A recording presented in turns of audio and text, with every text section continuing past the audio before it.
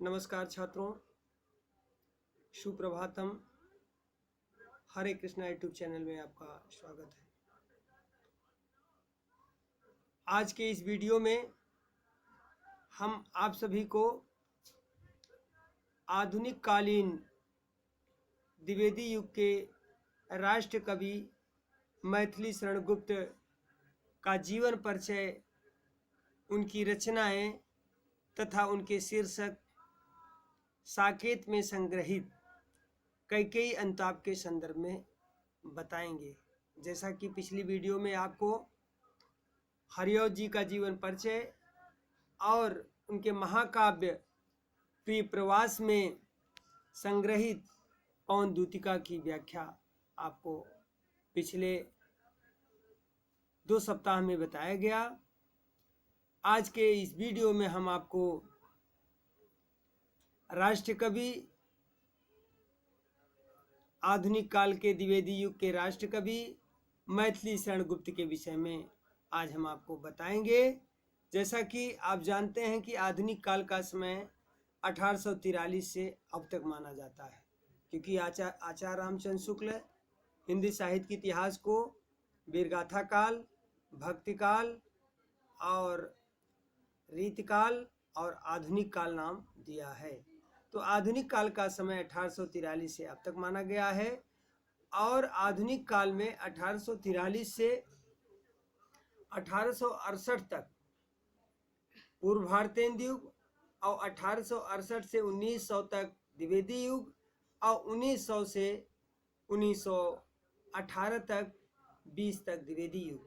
तो द्विवेदी युग में आने वाले मैथिली शरण गुप्त का जीवन परिचय, उनकी रचनाएं और साकेत महाकाव्य में संग्रहित कई अंताप की व्याख्या आज के इस वीडियो में हम आपको प्रस्तुत करने जा रहे हैं। आगे आप देखें। जैसा कि बच्चों, आपको अभी हमने बताया कि मैथिली शरण गुप्त के जीवन परिचय के विषय में बता रहे हैं। इनका जन्म 3 अगस्त 1886 ईस्वी में हुआ था। स्थान चिरगांव, झांसी, ग्वालियर। इनका निधन 1964 ईस्वी में। इनके पिता का नाम सेठ रामशरण दास था। इनके भाई सियाराम शरण गुप्त थे। राष्ट्र कवि, भारत भारती के अमर गायक एवं हिंदी काव्य जगत के अनुपम रत्न मैथिली शरण गुप्त का जन्म झांसी में सन 1886 ईस्वी में हुआ। इनके पिता बड़े ही धार्मिक काव्य प्रेमी और निष्ठावान व्यक्ति थे। ये अल्पकाल से ही काव्य रचना करते रहते थे। इनके काव्य गुरु आचार्य महाविशाल द्विवेदी थे। गुप्त जी की प्रारंभिक रचनाएं कलकत्ता से प्रकाशित होने वाली पत्रिका वैश्योपकारक में छपती थी। बाद में सरस्वती में प्रकाशित होने लगी। आचार्य शुक्ल गुप्त जी को सामंजस्य का कवि एवं हिंदी भाषी जनता के प्रतिनिधि कवि कहा है। आचार्य शुक्ल ने मैथिली शरण गुप्त को सामंजस्य का कवि और हिंदी भाषी जनता के प्रतिनिधि कवि कहा है। गुप्त जी द्विवेदी जी के कहने पर ब्रज भाषा से खड़ी बोली में प्रवेश किया, अर्थात अपनी रचनाएं ब्रज भाषा के बजाय खड़ी बोली में करना शुरू कर दिए। साहित्य उपलब्धि के कारण आगरा तथा इलाहाबाद विश्वविद्यालय द्वारा इनको डी.लिट की मानद उपाधि से विभूषित किया गया था। 1912 में भारत भारती लिख करके युवाओं को देश प्रेम से जोड़ा और राष्ट्र कवि का सम्मान प्राप्त किया। आपकी पहली रचना रंग में भंग 1909 में प्रकाशित हुई, जो कि खंड काव्य है। दूसरा जयद्रथ वध 1910 में, पंचवटी 1925 में, झंकार 1929 में, साकेत महाकाव्य 1931 में, यशोधरा 1932 में, द्वापर 1936 में, जय भारत 1952 में, आदि छोटे छोटे काव्य रचनाएं किसान, काबा करबला, जैनी, नहुस, पृथ्वीपुत्र, विष्णुप्रिया आदि रचनाएं आपने प्रकाशित किया। साकेत महाकाव्य का नायक, जो कि आप जानते हैं कि इनका महाकाव्य है साकेत, जिसमें 12 सर्ग हैं। साकेत महाकाव्य का नायक स्वयं साकेत है। परंतु नायिका उर्मिला है। इसमें कुल 12 सर्ग हैं। 9वें सर्ग में उर्मिला का वियोग है, जो कि सर्वाधिक मर्मस्पर्शी है। इस महाकाव्य पर मैथिली शरण गुप्त को मंगला प्रसाद पारितोषिक से सम्मानित किया गया। डॉक्टर नगेंद्र साकेत को जीवनवादी काव्य कहा। साकेत में कैकेयी, अंताप और गीत शीर्षक संग्रहित है। जो आप कैकेयी, अंताप और गीत पढ़ेंगे वह साकेत महाकाव्य से ही लिया गया है। इनकी मृत्यु के बाद, इनके जन्म दिवस पर, इनकी मृत्यु दिवस पर, क्या शब्द है यहाँ देखिए, ये गलत हो गया। इनके मृत्यु के बाद, इनके इस दिवस पर, यानी कि मृत्यु दिवस पर 3 अगस्त को कवि दिवस मनाया जाने लगा। यानी जब इनकी मृत्यु हुई उसी के बाद से इनकी मृत्यु दिवस पर 3 अगस्त को कवि दिवस मनाया जाने लगा। इनके जन्म दिवस पर, सारी क्या कहा गया कि इनके जन्म दिवस पर ही कवि दिवस मनाया जाने लगा। यानी ये साकेत, कैकेयी, अंताप और गीत शीर्षक संग्रहित है। इनके मृत्यु के बाद जब ये मर गए तो इनके जन्म दिवस पर, किस पर, इनके जन्म दिवस पर 3 अगस्त को कवि दिवस मनाया जाने लगा। इरेजर दे जरा, कवि दिवस मनाया जाने लगा। अतः मैथिली शरण गुप्त निसंदेह हिंदी भाषी जनता के प्रतिनिधि कवि कहे जा सकते हैं। इनका हिंदी साहित्य में अतुलनीय योगदान सदैव स्मरणीय रहेगा। जैसा कि ये कहा जाता है कि मैथिली शरण गुप्त, इरेजर, जैसा कहा जाता है कि हिंदी साहित्य में अतुलनीय योगदान सदैव स्मरणीय रहेगा। यह चीज़ हमने आपको इनके जीवन परिचय में आपको बताए। देखिए एक बात यहाँ रिपीट कर रहे हैं, गड़बड़ हो गया था। इनके मृत्यु के बाद इनके जन्म दिवस पर 3 अगस्त को कवि दिवस मनाया जाने लगा। अतः बीच में कुछ सस्पेंस हो गया था, लेकिन उसको क्लियर हो गया कि इनके मृत्यु के बाद ही इनके जन्म दिवस पर 3 अगस्त को कवि दिवस मनाया जाने लगा। और उसके बाद मैथिली शरण गुप्त निसंदेह हिंदी भाषी जनता के प्रतिनिधि कवि कहे जा सकते हैं। इनका हिंदी साहित्य में अतुलनीय योगदान रहा और वो योगदान सदैव स्मरणीय रहा। एक चीज़ और आपको हम ध्यान देंगे, हमेशा लिखते समय ध्यान दीजिएगा मैथिली कैसे लिखा जाता है, क्योंकि अधिकतर बच्चे मैथिली शब्द को मैथिली लिख देते हैं। क्या लिख देते हैं? मैथिली। ये आपका गलत है। तो मैथिली शरण गुप्त अधिकतर देखेंगे तो मैथिली लोग लिख देते हैं, इसलिए आपको ध्यान देना है कि हम मैथिली शरण गुप्त है।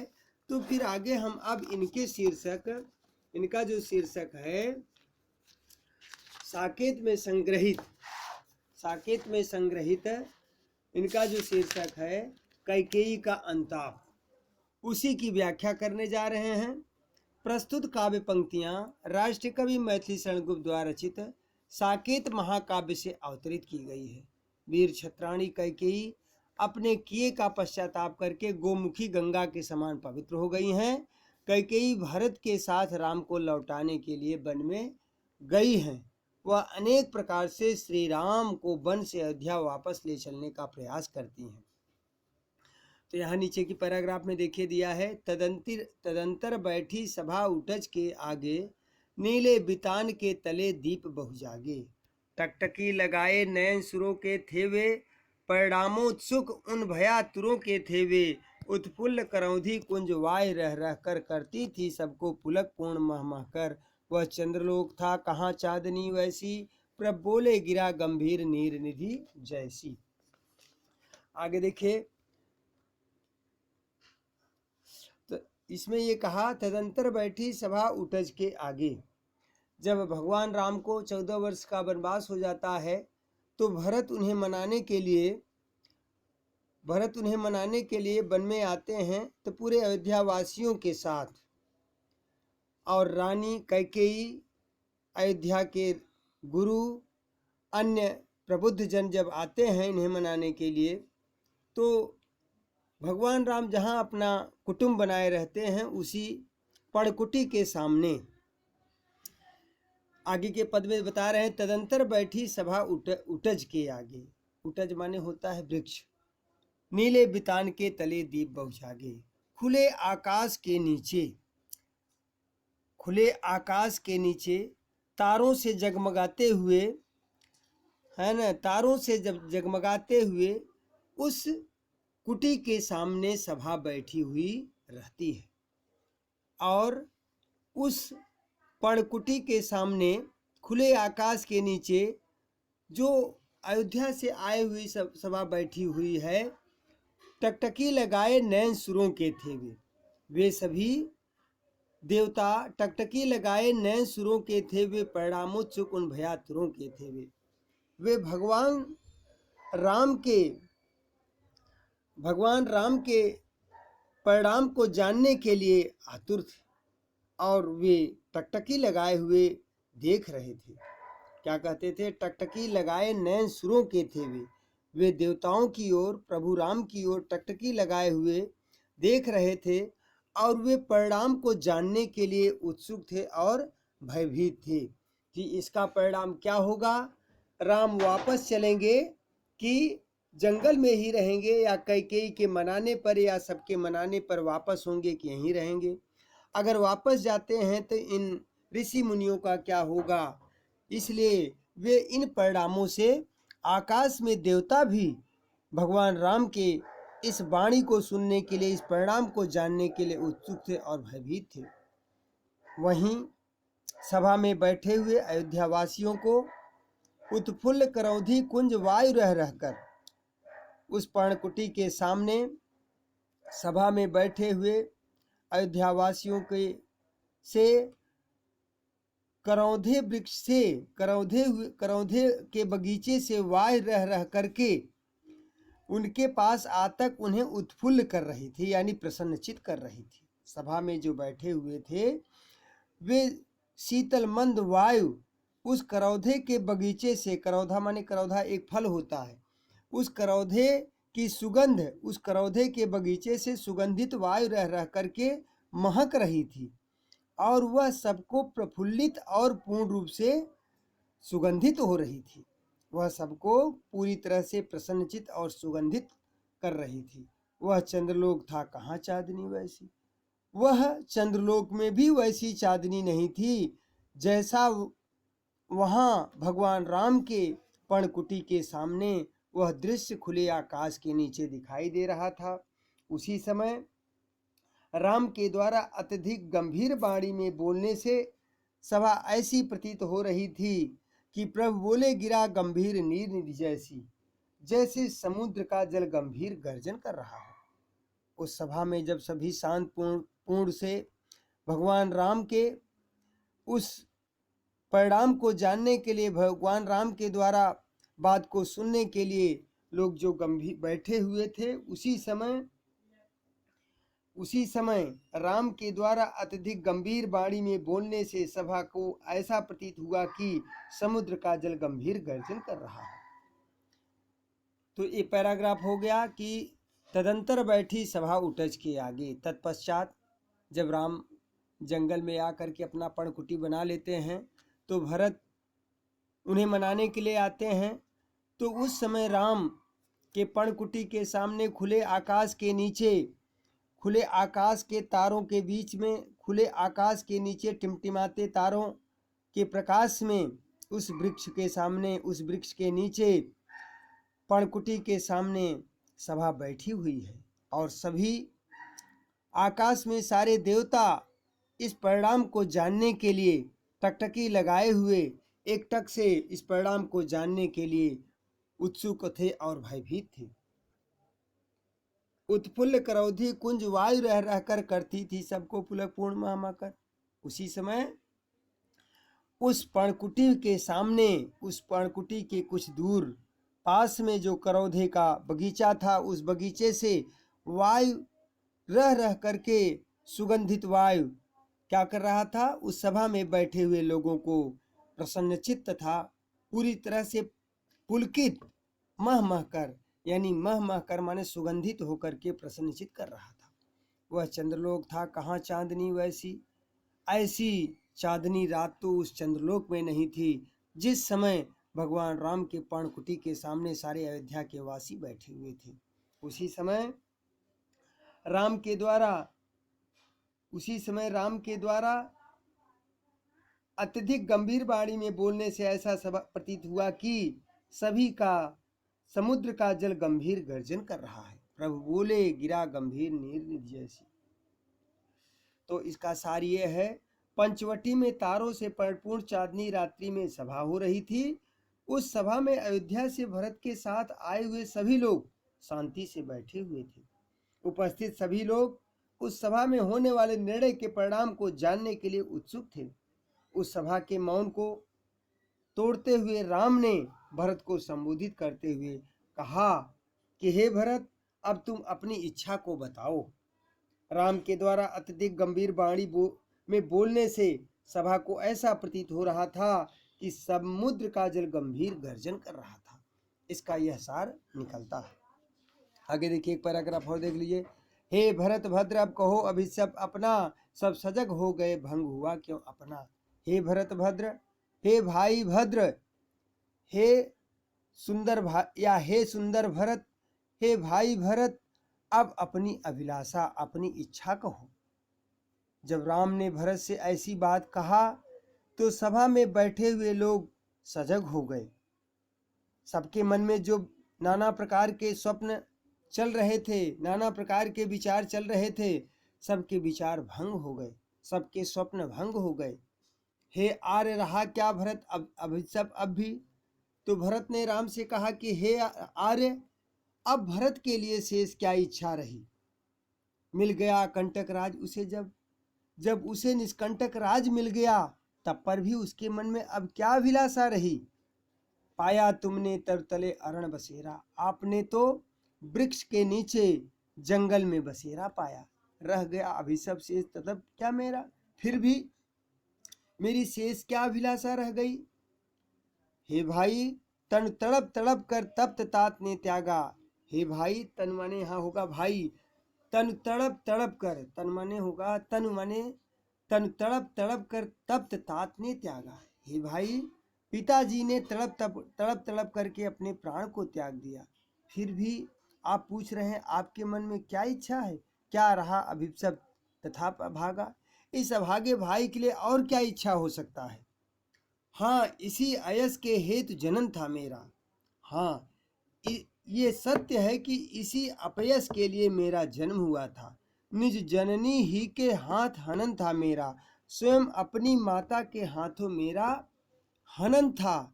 अब कौन अभिशप और आर, वह किसका। हे आर, वह कौन सी अभिलाषा और किसके लिए। संसार नष्ट है, भ्रष्ट हुआ घर जिसका, उसके लिए तो सारा संसार नष्ट है। जिसका घर भ्रष्ट हो गया उसके लिए सारा संसार नष्ट हुआ।